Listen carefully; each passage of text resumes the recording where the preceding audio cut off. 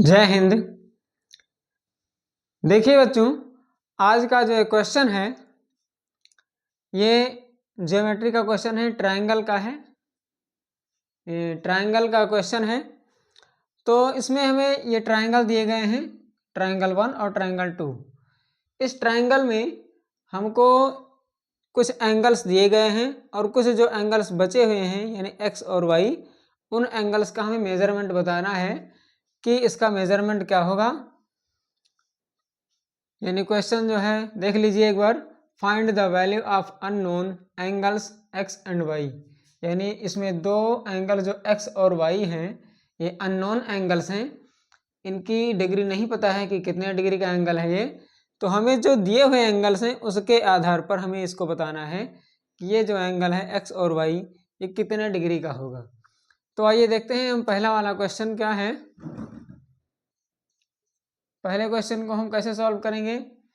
देखिए यहाँ पर हम देख रहे हैं कि एंगल बी ये 70 डिग्री का है, एंगल एक्स और वाई हमें पता नहीं है, और ये जो एंगल है यानी A C D, angle A C D जो ये एंगल है ये 120 डिग्री का है।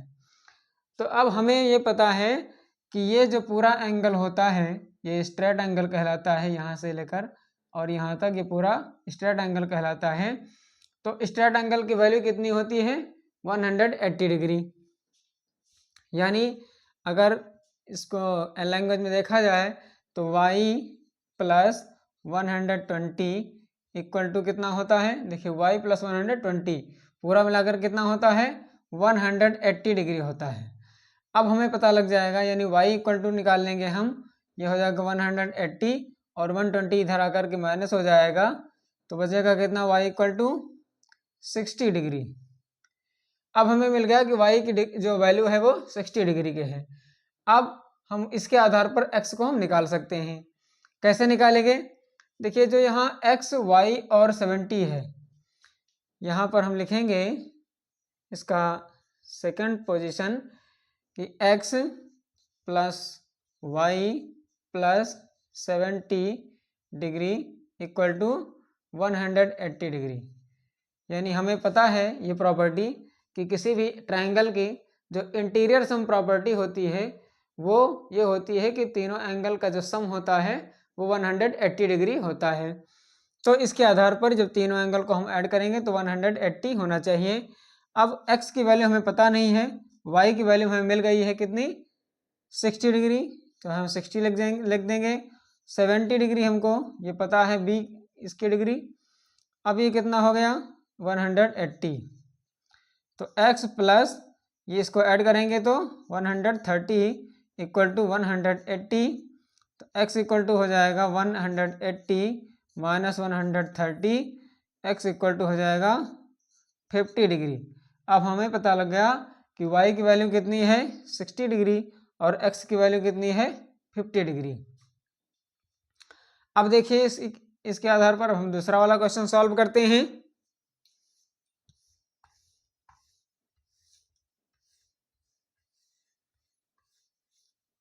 इसका जो एंगल यानी ट्रायंगल इसका पार्ट 2 है, हमें यहाँ पर दिया गया है एंगल P यानी आर पी क्यू जो एंगल है वो कितना है 65 डिग्री है और एंगल आर क्यू पी है 70 डिग्री।